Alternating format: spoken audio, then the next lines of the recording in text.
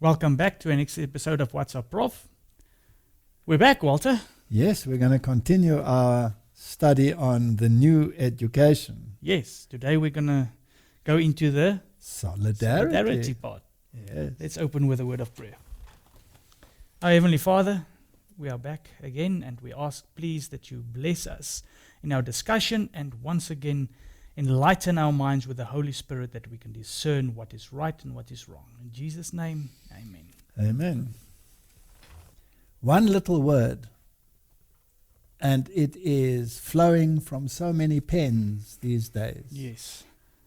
The little word called solidarity. Now, I wonder whether this little word solidarity also includes conformity. Yeah. You think so? And compromise, probably. Yeah, but only in terms of the common good, right? Correct. Absolutely. So we need to look at where this new education is leading to. And we had, in part one, we spoke about that. Now let's look at this word solidarity. We'll start with a video, and then we'll continue from there. Reflecting on the dramatic change in the world over the last year, I paid a visit to Bretton Woods in New Hampshire, where 44 men signed our Articles of Agreement in 1944. Our founders faced two massive tasks: to deal with the immediate devastation caused by the war and to lay the foundation for a more peaceful, more prosperous post-war world. At the conclusion of the conference, John Maynard Keynes captured the significance of international cooperation as hope for the world. If we can continue, the brotherhood of men will have become more than a phrase, he said. As we look forward to welcoming Andorra as our 119th member, the work of the IMF is testament to the values of cooperation and solidarity on which a sisterhood and brotherhood of humanity is built. Today, we face a new Bretton Woods moment. We know what action must be taken right now.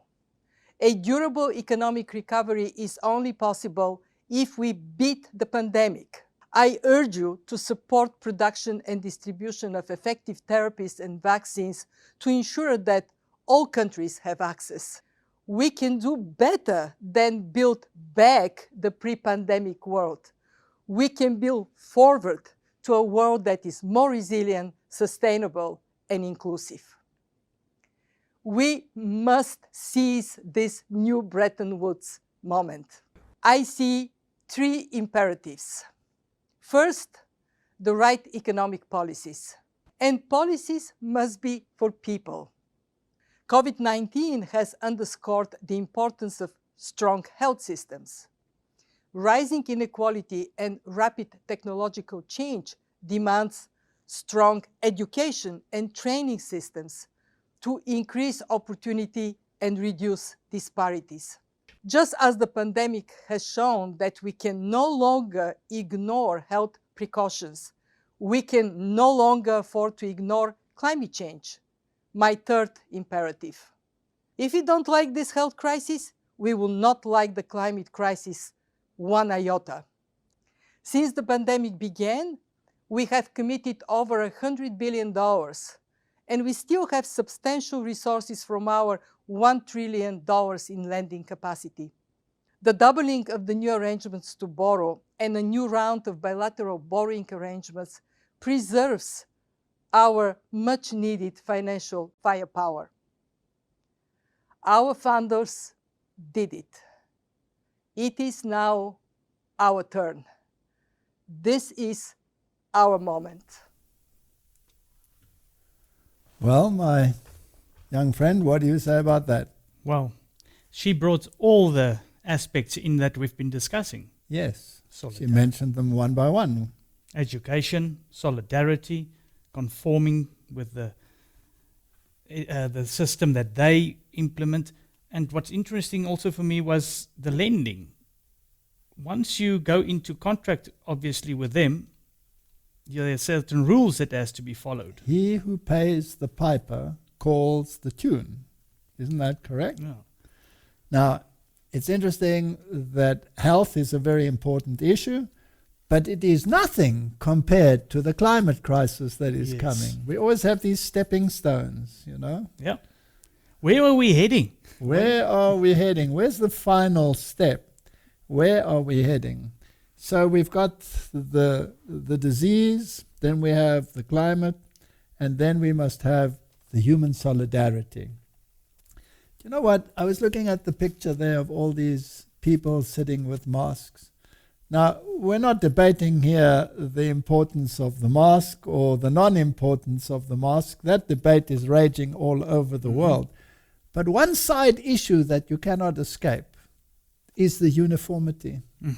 Everybody becomes faceless. Yep. We all become part of this one society in solidarity to this great enemy that is approaching us, whether it be a virus or climate change or whatever that enemy is.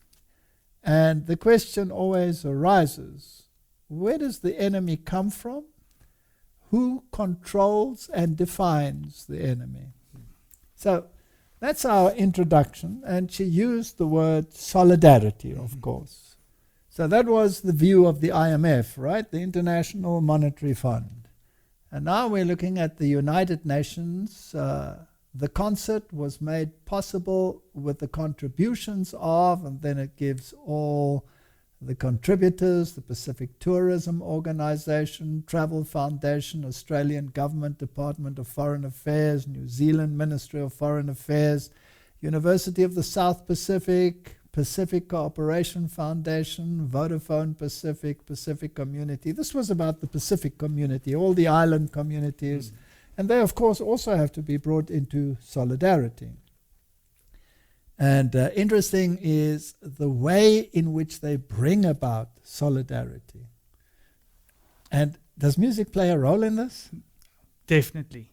Didn't we, in the previous episode, also learn that part of entertainment and Jesuit theater, music will be playing a big part, and the Bible also speaks of it. The Bible says about all kinds of music will be involved. Now, we'll be playing, hopefully, some very short clips of their music. Yes, once again, for short clips, because these concerts is like between 2.5, 3 hours, and sometimes 5 hours long. Yes. So I hope you reduce them to about 10 seconds. Yes. Lest my eardrums and my sensibilities should be outraged. Yeah, just to get a feel of what was going on there. Okay.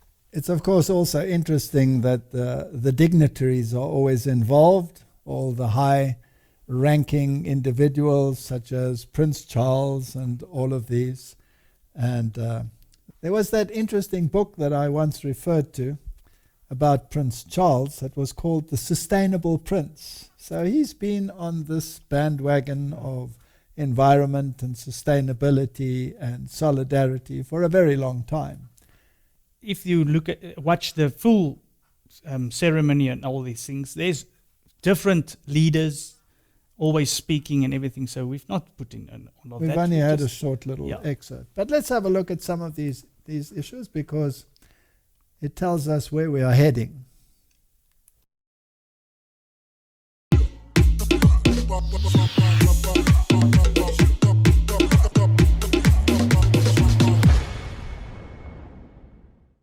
Your Excellencies, ladies and gentlemen, I was most touched to have been asked to speak to you as you gather for this very special concert.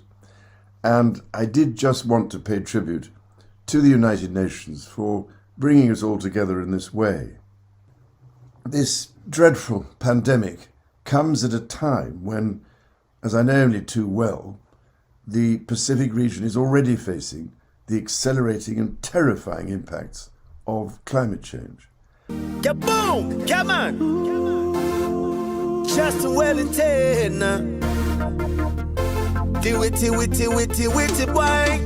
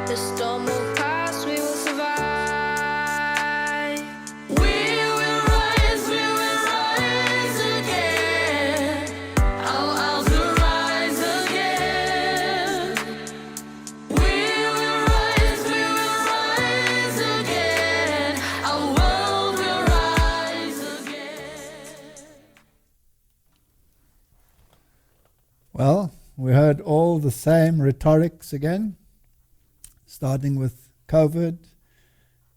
We will wear masks, we will get a new world order, and we will rise. You know, when they say we will rise, you know what comes to mind is that grand mural in the Great Hall of the United Nations of the phoenix rising from the ashes. And in the occult circles, we know, of course, that the phoenix is Lucifer, who will rise upon the ashes and set up his kingdom, his one world government. Well, that was the dream of the Luciferians throughout history. And last time we started with the Gnostic people and the Medicis, and that dream of a uniform world was virtually shattered by Protestantism. Yes. And Protestantism had to be destroyed. 500 years. And in 2017, for the first time, Roman Catholicism celebrated together with Protestantism. Not because of the Reformation, but because of its destruction. Yeah. It doesn't exist anymore. Because solidarity came in. Yes. Now it's time for the new world. Rising out of the ashes, the phoenix will rise. Now this word solidarity, where everybody is of one mind again, and one way of thinking, and snow becomes black. Yeah. Pope Francis on solidarity, we must always walk in the presence of the Lord, in the light of the Lord, always trying to live in an irreprehensible way. Solidarity as a moral virtue and social attitude born of personal conversion calls for commitment on the part of those responsible for education and formation. Now, what kind of language is that? Well, the education part I know is Jesuit, but I don't understand the formation part. Aha. Now, formation, to be formed in a particular image. This was the heart and the core of Jesuit teaching, of Ignatian teaching, to form a person so that he conforms. So in other words, they want to give you a teacher, which they call a coach. Okay. And that coach must instill his virtues and his thinking upon you. And in these groups of think tanks, you were not to oppose, but were to accept whatever came from this so-called coach. So spiritual formation. And spiritual directors. And spiritual directors. This is pure Jesuit teaching. Okay. So they want to form you into a brainless creature of conformity. And this happens in Christian education as well, in churches. I'll put links in to your lectures that you made on the Jesuits and the Counter-Reformation. Absolutely, those would be Those interesting links for people to watch. So, yes, so they want to form the thinking and the individual. And as we said, that means to conform. Here are some of the top Pope Francis solidarity quotes. There are actually 15. We won't go through them. Solidarity is drawing closer to your neighbors. Solidarity entails the awareness of being part of a single body, while at the same time involving a capacity on the part of each member to sympathize with others and with the whole. When one suffers, all suffers, for solidarity is no mere ideal. It is expressed in concrete actions and steps that draw us closer to our neighbors in whatever situation they find themselves. So this was Pope Francis's address to the heads of state, 2017. Here's another quote. Solidarity is more than a feeling. It's a commitment to the common good. We always have that sneaking in, right? So in other words, if the common good demands something which is contrary to your conscience, then solidarity demands it. Yes. For solidarity is much more than a feeling of vague compassion or shallow distress at the misfortunes of so many people, both near and far. Solidarity is a firm and persevering determination to commit oneself to the common good. That is spiritual formation. You will submit to the thinking of your superiors. Yeah, they want to re-educate you because, like they said, Absolutely. if you see something as white and they say it's black, you have to You say better it's black. say it's black. A firm and persevering determination to commit oneself to the common good. That is to say, to the good of all and of each individual, because we are all really responsible for all, because compassion flows from fraternity. That's why he has this new encyclical as well, which, as we have seen, is contrary to the law of God. Yes. And he makes no bones about it, that salvation is a collective. It's not an individual matter. But the Bible makes it quite clear that you will stand before God as an individual and give an account. Yes. Here's the Vatican News. Pope Francis, no one is saved alone. Pope Francis is inviting leaders of other faiths to work together with the gentle strength of faith to end all conflicts. His appeal comes as part of his discourse at an international meeting for peace held in Rome and organized by the community of St. Egidio, entitled "No One is Saved Alone, Peace and Fraternity." Is that true? No. No. No, you have to be saved as an individual. Yes, You have been given the capacity to choose. absolutely. That's what I wanted to say. Free choice. And I have repeated this so many times. Freedom of choice is so important to God that he was prepared to die for it. And if it is so important to God that he was prepared to die for it, who is somebody or anybody who says that you have to go along with their way of thinking for the sake of the common good and for solidarity? Because if it is contrary to the law of God, it is contrary to God's will, and it has consequences. Now, there have been some really fascinating meetings that have taken place. Here is Pope Francis at the International Meeting of Prayer for Peace at Rome's Capitoline Hill Square on October 20, 2020. And some very interesting things transpired there. What can you tell us? Well, there's different religions that came together, and some of them even have worshipped in their own places, but they all had solidarity in getting together on the same day. Well, let's have a look at what transpired. That meeting, he said, contained a prophetic seed that by God's grace had gradually matured through unprecedented encounters, acts of peacemaking, and fresh initiatives of fraternity. He noticed that since that meeting, many painful events have taken place, at times in the name of religion, but that we also acknowledge the fruitful steps undertaken since then in interreligious dialogue. This is a sign of hope that encourages us to continue cooperating as brothers and sisters, he said, recalling the document on human fraternity for world peace and living together, which he signed with the Grand Imam of Al-Azhar, Ahmad al-Tayyib, in 2019. Pope Francis also referred to his just-released encyclical Fratelli Tutti, in which he reiterates that the commandment of peace is inscribed in the depth of the religious traditions.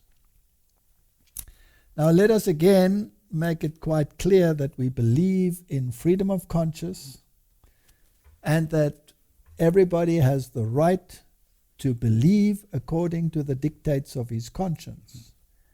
But nobody has the right to enforce a solidarity in religious matters when it is contrary to one's conscience, not even for the common good. Correct.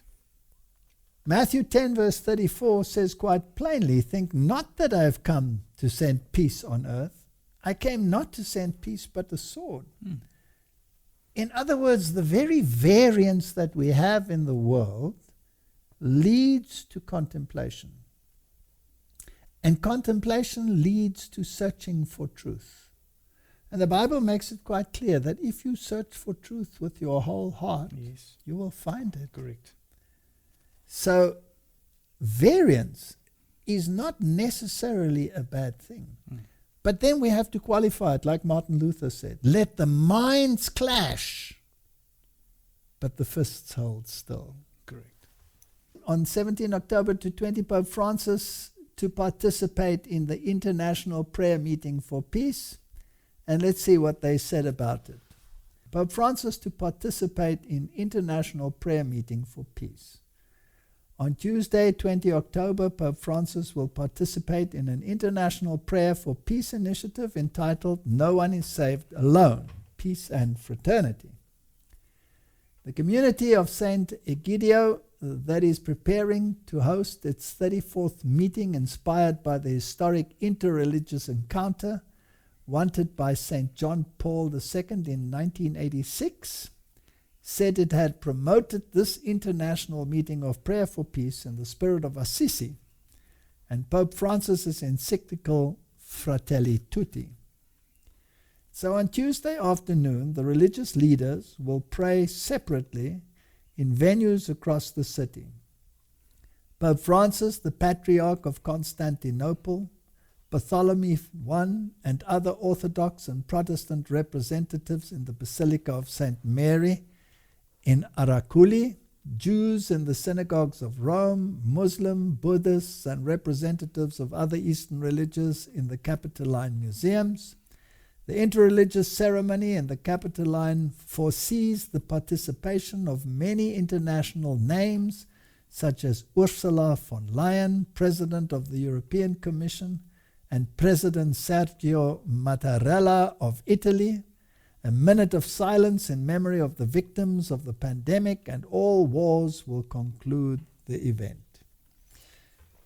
Now, there's nothing wrong with people praying, and they're praying in different venues, and there's nothing wrong with people praying in different venues. But where is this leading to? It's leading to a uniformity of thinking in terms of the common good. Yes, and somewhere there's going to be a compromise. There must be a compromise. But we cannot speak doctrine. No. We can only speak common good. Testimonies for the Church, Volume 2, page 123. Light, precious light shines upon God's people, but it will not save them unless they consent to be saved by it. Fully live up to it and transmit it to others in darkness. This is the commission of the church. When you have a meeting of solidarity of this nature, this element has to be suppressed. It can't, yeah, exactly. It cannot exist, right? No. God calls upon his people to act. It is an individual work of confessing and forsaking sins and returning unto the Lord that is needed. One cannot do this work for another. So, what does this statement do in comparison with the other statement that you cannot be saved alone? It's directly opposite. It's the exact opposite, right? So, we have two mindsets that are clashing. Now, the fact that the two mindsets might have many sub-organizations is irrelevant. There are only two mindsets. Correct. And they are on a collision course. Yeah. And compromise will have to be made to get them to walk together. Absolutely. But it is an individual work. And you have a commission. And the commission is that you have to follow the dictates of the gospel. Correct. And not the dictates of the common good, if they are in variance with one another. Now, my brother, here's a very interesting little video. It's by the World Economic Forum, so it's a very good source, not a conspiracy. No. It's just a fact. And it has 8 predictions for the world in 2030, which I hope will definitely be a wrong date. Yeah. I don't think I'd be able to last that long with this planet as it is at the moment. So I hope that the Lord's promise that for the elect's sake this time will be shortened will come to pass. But solidarity, of course, is our topic, and we will see what these 8 predictions are. Very interesting.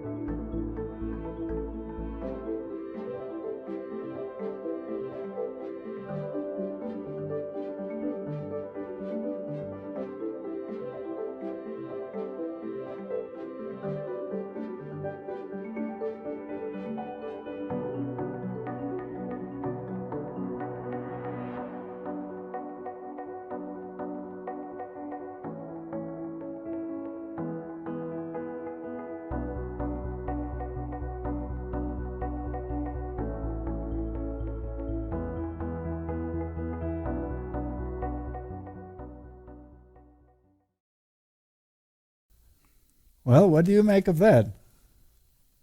Well, the first one was very interesting. Yeah. You will own nothing. Nothing. And you'll be happy. You'll be happy. Yeah.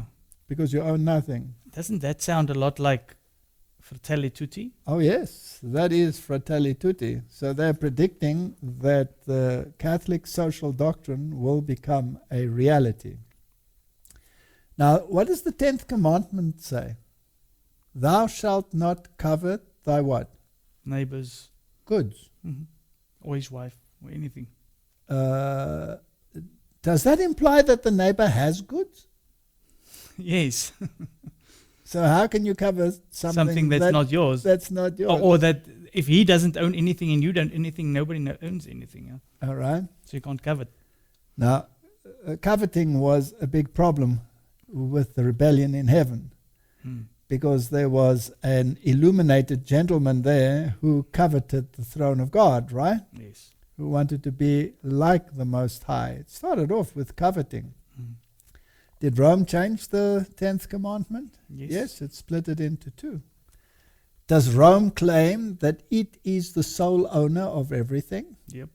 Now we must actually do a talk about that. Because it's fascinating that God also claims to be the owner of everything. Is he not the owner of 1,000 the cattle on 1,000 hills? Yes. So God owns everything. Isn't it God who gives you the power to become rich, the Bible says? So, in other words, God claims that he owns everything. And he empowers people or makes it possible for them to possess things, right? And the other one also claims to be the owner of all the cattle on 1,000 hills, because otherwise he couldn't have been so presumptuous as to show Christ all the kingdoms and say, bow down to me and I will give them to you. Correct. So only someone who is presumptuous and claims to own something which he doesn't own could do something like that to the God of the universe, right? So we have a very interesting story there. And then you have the story, of course, of Naboth's vineyard. And we've discussed all that. We do not have to go into that. So you will own nothing. You will rent everything. Yeah. And who will you rent it from? Exactly. Who's owning it? Somebody must own it if you rent Renting it, it. right? Don't you pay rent to an owner? So in other words, you will have been disinherited and somebody else will have been empowered. Yeah. Now, it'll probably be the mega corporations that are empowered and employ you. And you will receive a state funding. Are we heading in that direction already? Definitely. Aren't they saying that everybody must get a basic wage? Everybody must get Yep. exactly the same? Mm-hmm. So you will be disempowered, and then you will be totally dependent on that source of income. Now, do you think that source of income could come with certain strings attached of obedience, for Definitely. example? Definitely. Like we said earlier also, the same with it's already, you are bound by the rules of the bank that you borrow money from. Correct. All right, here's another one. Do the Chinese already have a system implemented where they control their society with a point system? Yes.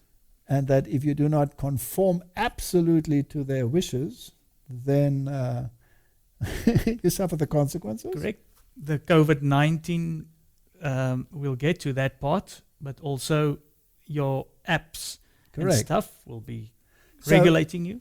if you have a system like this where you have nothing, you own nothing, that means somebody else owns it because you are renting it and you are getting your basic income. And then you will conform to all the rules and regulations, and all companies will have to conform as well because they will be heavily taxed, it says. Yeah. There will be a carbon tax. Do we have a carbon tax already? Yes, our country has. Everybody, well, when you used to fly, didn't you pay a carbon Yeah. tax in your ticket? Where does that money go to? Somewhere in the cloud. It goes to the United Nations. It Yes. funds the United Nations, right? So we will have a system of fraternity where you fit into your slot, and that is exactly what we had in the Middle Ages, as we discussed in a previous one. So this world of conformity is depicted as a very happy world. Yeah. Everybody's happy. Yes. And if you own nothing, then you have nothing to worry about and you don't Correct. have sleepless nights. Maybe everybody's also happy because they're conforming. But here's another question. Do you have a sense of responsibility when you own nothing? No. Let's take a page out of the communist era. When people were shoved into high rises, were these maintained immaculately and beautified, or were they totally disintegrated to the point of depraved poverty? Mm-hmm. Everybody was equally poor. Exactly. Was that happiness? No. Does it add to incentive, for example? Mm-hmm. No. So this new education is rather new, but it's not new. It's been practiced all over the world in many, many places. Now here is a TED talk, and run us through this. Okay. Yeah, there was a TED Talk concert, like we've seen that the United Nations had a concert for unity. TED Talk had a concert that was called The Countdown, and it was about climate change. And where does that going to lead us? We'll have to find that out. Yes. So we're building up, right? So we want this solidarity. Number one, you start off the solidarity by making everybody equal. Nobody owns anything. And you rent everything. And you conform to whatever society has decided for you. By the way, if you own nothing and you rent everything, are you going to be part of the decision-making process? No. No, somebody will decide for you. And we already know who those are who will be deciding for you, right? Is they also said the United States won't be the number one power in the No, world. It will it be a won't be. few. Because that is steeped in the Judeo-Christian culture. And solidarity means that can't swing the scepter any longer. In actual fact, this is a war against the Bible and against the God of the Bible. He has to be slotted in. They're not going to eliminate him entirely, No, but just give him a slot amongst many. My Bible says there's no other name under heaven and earth whereby you can be saved except the name Christ Jesus. But let us look at this, because here we have some dignitaries.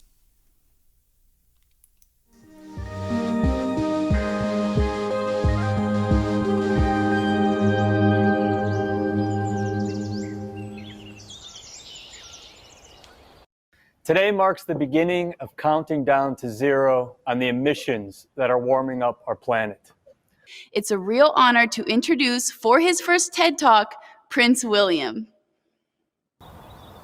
Whilst our generation represents just a blip in the lifetime of these magnificent oaks, we have the power and potential to ensure that they and all life on Earth thrive for another 1,000 years and more. But only if we now unleash the greatest talents of our generation to repair our planet. We have no choice but to succeed. Thank you. Okay, everyone, I'm in. I hope you are too. Go find that list on the Countdown website, use your voice, and figure out what steps are right for you today. Now, here's a question we haven't yet discussed. How do faith and climate intersect? Well, one person can certainly answer that question better than anyone else. He has made the twin crisis of climate and inequality the central pillars of his action since he was elected in 2013 as the head of the Roman Catholic Church, and his voice talks to believers as well as to non-believers. He's joining us now from his private study in Vatican City. It's an honor and a privilege to introduce His Holiness Pope Francis. Vorrei invitare tutte le persone di fede, cristiane o non, e tutte le persone di buona volontà a intraprendere questo viaggio dalla sua fede, o se non ha fede dalla sua volontà, dalla propria buona volontà. Vorrei proporre oggi 3 piste di azione. Come ho scritto nella Laudato Si, quindi la prima proposta è di promuovere ad ogni livello un'educazione alla cura della casa comune, sviluppando la comprensione che i problemi ambientali sono legati ai bisogni umani. Un'educazione basata sui dati scientifici e su un approccio etico.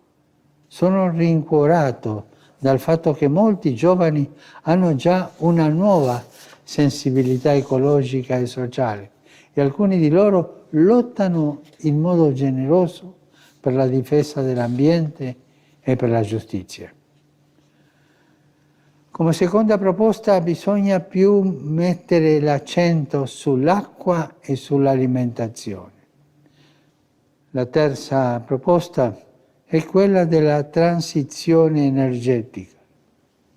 Un modo per favorire questo cambiamento è di condurre le imprese verso l'esigenza improcrastinabile di impegnarsi per la cura integrale della casa comune, escludendo dagli investimenti le compagnie che non soddisfano i parametri dell'ecologia integrale e premiando quelle che si adoperano concretamente in questa fase di transizione per porre al centro della loro attività parametri quali la sostenibilità, la giustizia sociale e la promozione del bene comune. Non possiamo continuare a spremerla come una arancia. E possiamo dire che questo, curare la terra, è un diritto umano. Vi invito quindi tutte e tutti a intraprendere questo viaggio. Così l'ho proposto nella Laudato Si e anche nella nuova enciclica Fratelli Tutti. That was quite a mouthful, and he gets the celebrities and the important people to introduce him. Now, it's interesting that those companies that do not conform will have to disappear. Yeah. And they will be punished, and those that conform will be rewarded. And the young people must be on board. And you say there was a lot of music involved with this? Yes, there was also, again, I didn't cut it in, but there was music the whole time. It was a 5-hour odd concert. But the basic story remains the same. Same. We're going to go towards a common good. Everybody has to be on board. Everybody is in solidarity. Solidarity. And the young people that he was referring to, I wonder whether he's talking about Greta Thunberg. Now we've showed previous pictures with her closing one eye, but here are some new ones, right? Yeah. And what's interesting is the one on the right. She's holding up a digital currency coin. So it seems to me that this kind of portrayal in pictures carries a subliminal message. People will say that's a conspiracy theory, but it's there in plain sight, right? Yeah. And we've discussed her connections and her parents' connections with the Club of Rome and those things before, and we are heading in a particular direction. And we know what prophecy says, and we must never forget what prophecy says. Otherwise, this will just be background noise. We have to look through the glitter, through the glitz, through the lies, through the process to see where we are heading. Well, one of the things is a common pass. This comes from the World Economic Forum. The challenge. As countries around the world work to overcome the COVID-19 pandemic and restart their economies and tourism, they all face the challenge of how to reopen their borders and allow international travel to resume while protecting their population's health. The current patchwork of policies and ever-changing border entry and health screening requirements has made international travel incredibly complex, leaving airlines and border agencies uncertain about the validity of test results and passengers unsure of what is being asked of them. Now, that's a very interesting point. Isn't it interesting how the tests have been so variable and that some trust them and some don't trust them?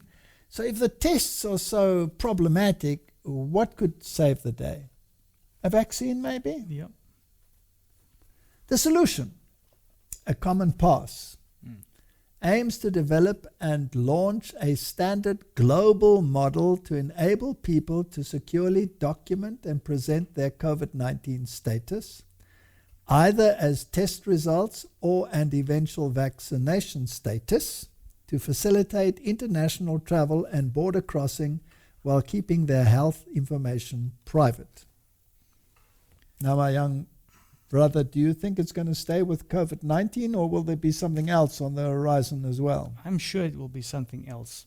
What about compliance to environmental conditions? Yep. Could it be? I'm sure it will. It's interesting for me. If you get, like you said just now, look at the end where we might be heading, at prophecy, and you have the background, then this whole solution that they give must be somewhat suspicious to you. Absolutely. So this is very vague because this is ever changing. What is going to be the firm foundation on which you will be granted a pass? Remember, the IMF said if we didn't like the COVID crisis, we will not like the climate crisis one iota. Absolutely. Okay. So recognizing that countries will make sovereign decisions on border entry and health screening requirements, including whether or not to require tests, of what type of test to require, Common Pass serves as a neutral platform which creates the interoperability needed for the various travel bubbles to connect and for countries to trust one another's data by leveraging global standards. Now that brings the Chinese model back to mind. There are so many criteria to which you have to conform in order to get a travel pass. And it's not just COVID-19. It's how often you disobey a traffic light. Yes. It's how often you do this, that, or the other that the state does not agree with, right? And eventually, could your religious convictions play a role, or any one of those? Yep. Surely it's just a stepping stone. It's logical. Yeah. Because it's not going to stay with COVID-19. They're already talking about COVID-23.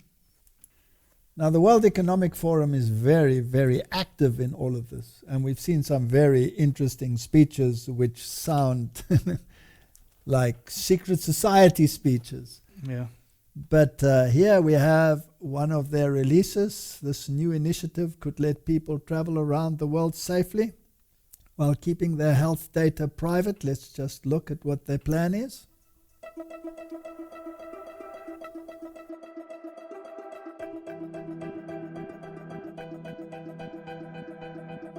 Common Pass is a platform that lets people safely and securely collect their health information, whether it is a negative COVID test result or eventually a record of a COVID vaccination, manage that information, control it themselves, and then be able to let that information be used to demonstrate that they have had a negative test or they have been vaccinated so they can get on an airplane or travel to another country.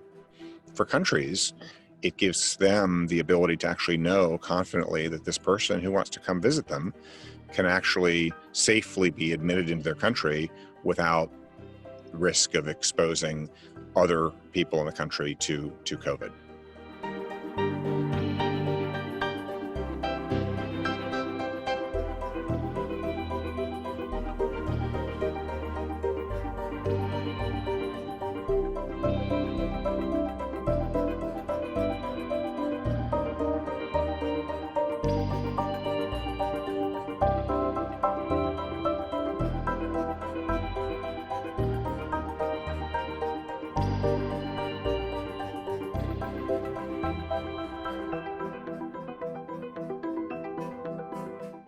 If you put yourself in a traveler's shoes, you know, people want to travel, but they don't want to, and frankly shouldn't have to hand out their sensitive health information to every airline they want to fly, every country they want to visit, every airport they want to travel through. And so I think the balance that needs to be achieved is to say, hey, how can we give, let's say, a country or an airline the comfort they need to know that this person is safe to travel or safe to enter a country without having to reveal sensitive health information.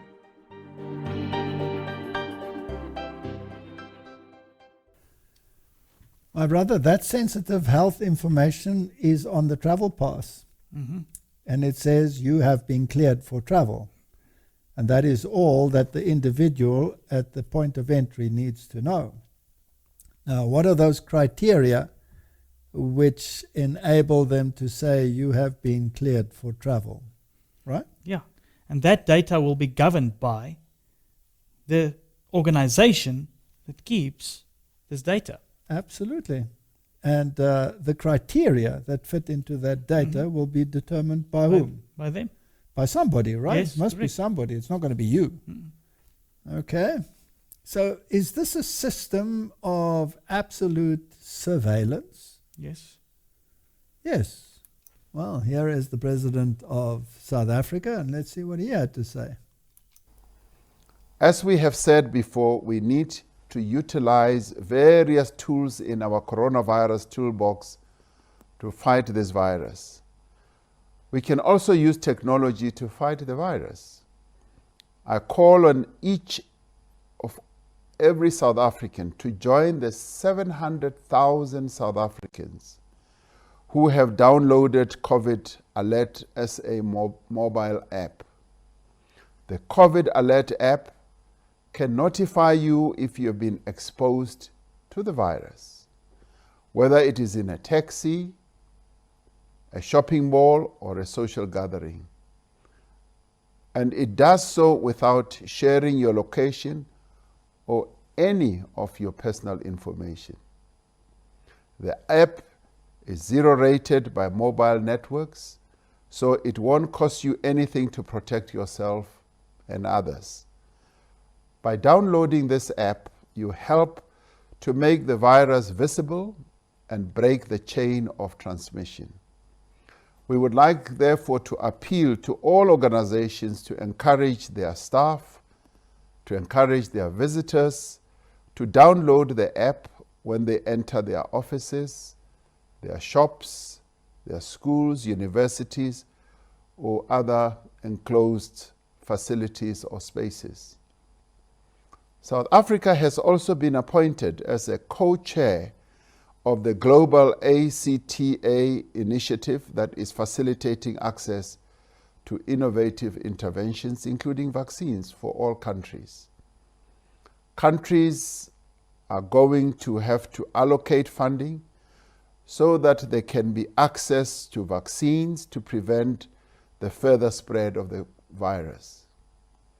In recognition of our country's manufacturing capacity, one of the leading pharmaceutical companies in the world, Johnson & Johnson, has entered into a preliminary agreement with a local company, Aspen Pharmacare, to manufacture and package its candidate vaccine. Aspen has capacity to manufacture 300 million doses of the candidate vaccine at its Nelson Mandela Bay plant in Port Elizabeth. This life-saving medical product will be needed across the world, and it will be manufactured here in South Africa by South African workers. And obviously, we are bidding very hard to have an uptake of the product that will be produced here in our own country. This is in addition to the progress made by Veith, a local biopharmaceutical company that is in partnership with the South African government. Veith is in advanced discussion with an international vaccine manufacturer that would also enable it to locally manufacture a COVID-19 vaccine to ensure sufficient supply for our country and to our continent. Was this only concerning travel? No. Didn't he mention other facilities? Shopping? Universities? Anything? Anything. Now, what does the Bible say? If you do not accept the mark of the beast, then you will not be able to buy or sell. Now, obviously, COVID-19 is not the mark of the beast, nor is the vaccine the mark of the beast, but these are stepping stones. Yes. So we have to find the ultimate step where we are heading to, right? Yes. Everything is in place. So let's have a look at the next step. There have been a number of initiatives of what has been called a Green Sabbath. And here is a web page, the Green Sabbath Project. This was created by a professor involved in relations with the Jewish religion, etc. And he's asking, is there nothing you can do about the environment? Nothing may be one of the best things you can do. One day every week, do nothing. Take a weekly day of rest. Make it a real Sabbath for you, for Earth. Don't drive, don't shop, don't build. Take a walk, eat with friends. Play or read with your kids, sing, meditate. Increasing numbers of people see the wisdom of observing a technology Shabbat, a break from all devices with screens. Bogota, Colombia has introduced car-free Sundays that the population savors.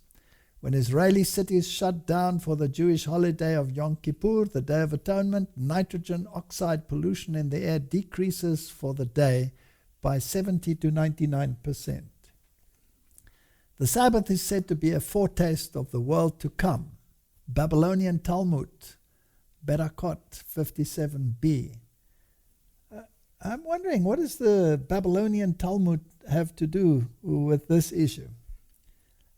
Literally, if you care about our future, about your well-being, observe a real Sabbath day of rest. It helps cultivate community, self-discipline, inner calm, contentment. One powerful weapon in the fight against environmental deterioration and climate disaster may just be an age-old spiritual technology.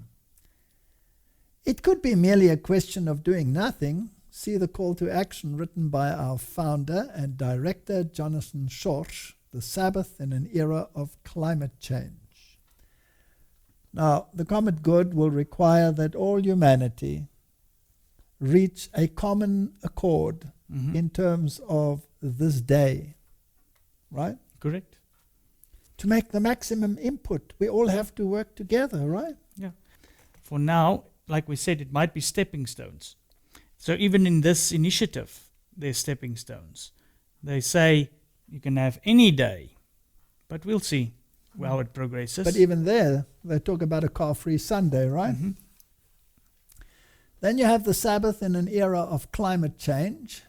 And he writes here, the same author, given their continued widespread influence, biblical religion and its offshoots offer one particular compelling, promising solution: Shabbat, the Sabbath day of rest.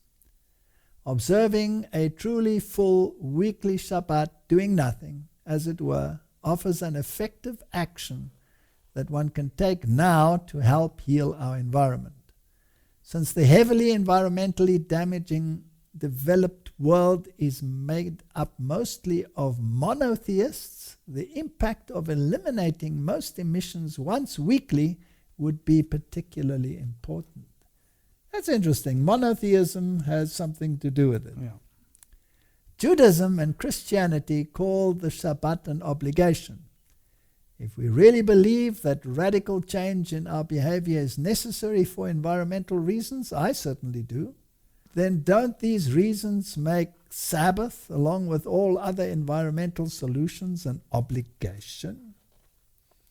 Now we're talking about obligation. Those who are indifferent to religion dislike it or oppose it, may well shout in distress at such a religious approach.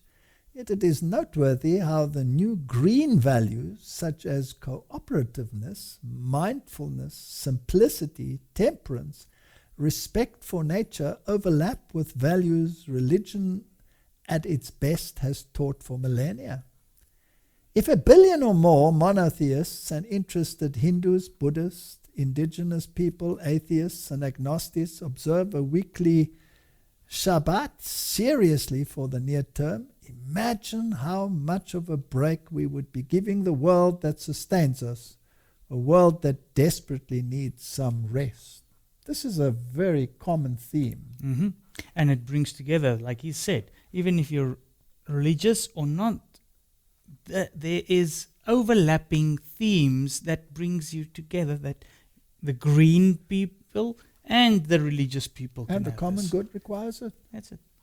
There's another movement, the World Action on Climate and Health Organization, WACO, and it says quite frankly that for the sake of the common good, we must do whatever it takes to reverse the climate change emergency. Thus we call on all governments worldwide to ban the use of red meat. Also we want to see less private cars on the road, and the use of public transportation should be encouraged. Needless to say, all fossil fuel companies should immediately stop drilling. In addition, we must recreate a new economic system that is environmental friendly. More importantly, we need a universal weekly day of rest that is protected by law for all nations. To give our planet and bodies a rest, and we have 7 years to do all that, or mankind will be extinct. Now, Martin, this organization is a little bit more of a fringe organization, and it's not quite clear exactly how they function or where they come from. Yeah, it's difficult. If you go to the website provided, there's no website actually. But it looks like they're quite active on Twitter and Facebook. So we're just putting it out there to show what type of movements or stepping we can get to. Yes, so it's not an organization that the United Nations speaks about and all of these things. But he has some interesting points. He's talking about a law for all nations. And he's talking about a universal weekly day. A universal weekly day. And he's saying that we only have 7 years left. Now, really, this time setting should stop, because our anti-conspiracy people will get nervous breakdowns. But I certainly hope he's right. So let's see where this is heading.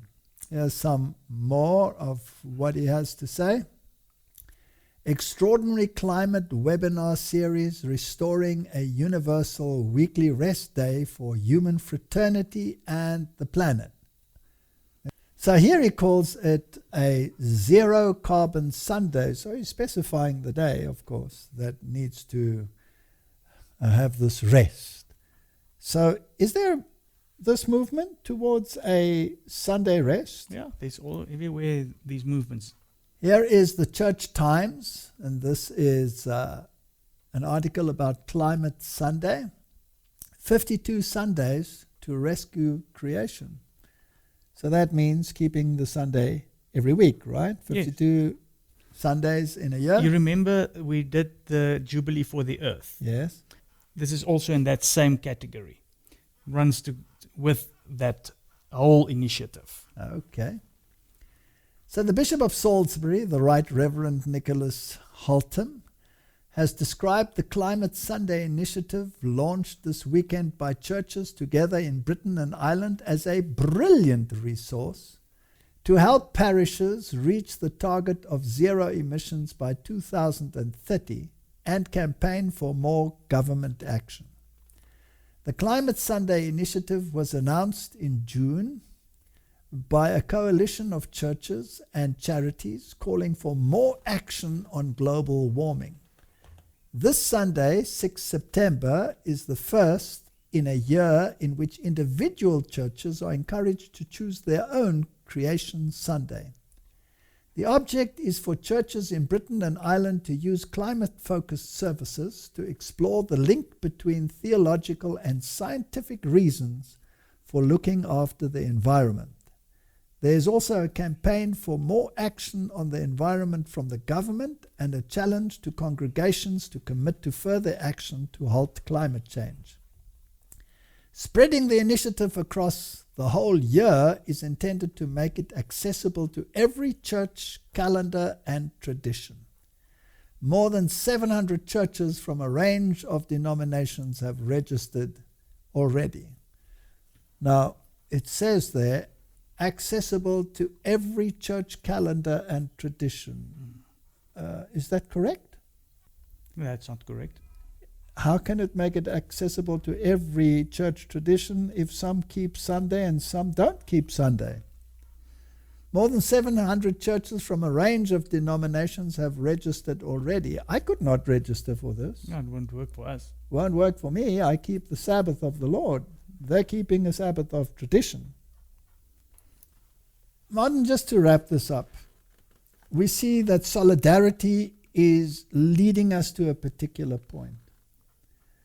Now, for the religions, in order for them to accept this, we need another final climactic occurrence. Yeah. Now, they're talking about building the third temple, right? And the theology that the Jesuits have put out there in the world to counter the Reformation theology on the Antichrist is that he will make his appearance, or that the Christ will come to the temple, and that he will then there proclaim his kingdom. And we know from the spirit of prophecy that he will proclaim that the Sabbath has been changed. So this must take place while this melting pot is on the way. So let's just look at this third temple issue before we wrap it up. So let us just look how they're going to fit this all in. Here's an article on coronavirus, and it says that the pandemic as a trigger for the first temple. And does it mean the current corona crisis could herald the third temple? The trigger for the construction of the first temple in Jerusalem was an epidemic that broke out as a result of King David's mismanagement of a national census. Now some are wondering to what extent the current pandemic will play a role in the building of the third temple. The timing and the choice of location for the first temple on Mount Moriah were both related to David's census, though it would of course be his son Solomon who built the shrine. But it was David who purchased the holy site in Jerusalem and built an altar there to the God of Israel in order to bring an end to the epidemic. Now, what these people are saying is that there must be a universal involvement here because the epidemic is universal. But that epidemic only affected Israel. Yes. Because of a bad choice. Because David didn't trust in the might of God to deliver him from his enemies. He wanted to count the people to see what his strength was. Yes. He forgot that his strength came from God. I'm wondering whether these people are making the same mistake. Mm-hmm. Now, Martin, this temple is going to be an important issue, right? Yeah, for sure. It's going to be a climactic occurrence on the earth. Has there been a dry run somewhere in the world? Have they practiced this initiative? Yes. In Sao Paulo in Brazil. Aha, they built a temple. Yeah. Temple of Solomon. They built the Temple of Solomon. And did it attract world leaders and thousands of people? From all over the world, pilgrims, different faiths coming together. And can we say this is a precursor for another great event that will bring the whole world together? Was the issue of solidarity an important one then? Yes. So will the issue of solidarity be important in the end? Mm-hmm. Let's have a look at this. They discussed this major... Yeah, this was a while back, 2014, that it was unveiled, the temple. Aha. So let's have a look at the dry run. The Temple of Solomon, the new headquarters of the Universal Church of the Kingdom of God, was inaugurated in Sao Paulo with President Dilma Rousseff and many of the highest authorities in the country present. It was a special day. The sanctuary is the biggest in Brazil and one of the biggest in the world. It was expected that more than 15,000 people would attend.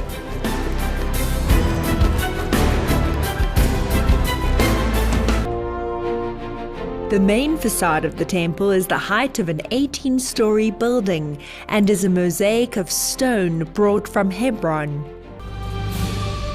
Then the Ark of the Covenant was taken into the new temple. In the same way that priests did this in Israel, bishops and pastors carried the Ark. Inside it are symbols of the Christian faith and the traditions of the Jewish people. The procession was followed by thousands of people. Trumpets announced the arrival of the Ark. The Ark was received in the main hall, a space for 10,000 people, which was completely full. It was a replica of the Ark used in the past to keep the tablets of the 10 Commandments, which represent the presence of God for all people. The president attended the entire service. At the end of the ceremony, Dilma visited the other areas of the temple dedicated to the preservation of the 12 tribes of Israel.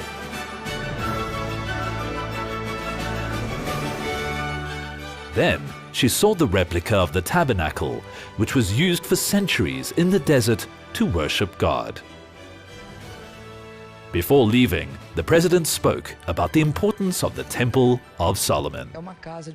It is a house of prayer, and a house of prayer is a house of peace, a house of harmony.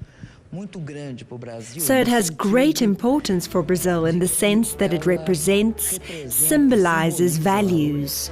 The Colombian who planned his trip for 2 years says that it is a privilege to be here. There is a light, something really powerful.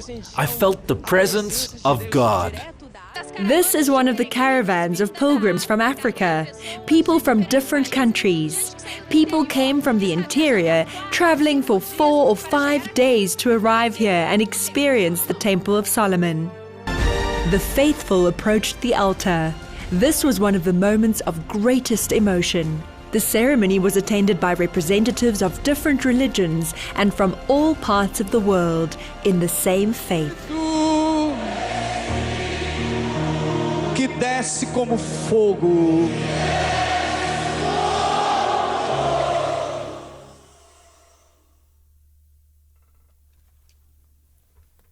A forerunner of things to come? Maybe. All the nations together? It's interesting that you said that the ark contained symbols of Christianity and Judaism, although originally, of course, it didn't contain anything but the 10 Commandments, the pot of manna, and Aaron's staff. But we are heading for very fascinating times. Isaiah chapter 66, verse 5. Hear the word of the Lord, ye that tremble at his word. Your brethren that hated you, that cast you out for my name's sake, said, let the Lord be glorified, but he shall appear to your joy, and they shall be ashamed. In Matthew 10 verse 22 we read, and you shall be hated for all men for my name's sake, but he that endureth to the end shall be saved. I believe the world is on an express train to disaster. The new education is nothing other than a universal Jesuit education. The new solidarity is a solidarity in principles which you will not find in the Bible. And the rules and the regulations that govern this new world order, this common good, will be such that they directly contradict the law of God. And God's people have to make a choice. And either we sit in solidarity, or we have one God, one faith, one baptism. That's our choice. Let's pray. Heavenly Father, we are living in the very tips of the toes of Daniel's statue. And all that we have spoken about is in the news media. Everything that is written in prophecy is portrayed on the screens that people watch on a daily basis. May the God of all comfort be with us as we head into the final moments of Earth's history. And may we be empowered through his grace to make the right choice. In Jesus' name, amen. Amen. Thank you for watching this video. To subscribe, click here. When the bell appears, click again to get notifications. To watch the next video, click here.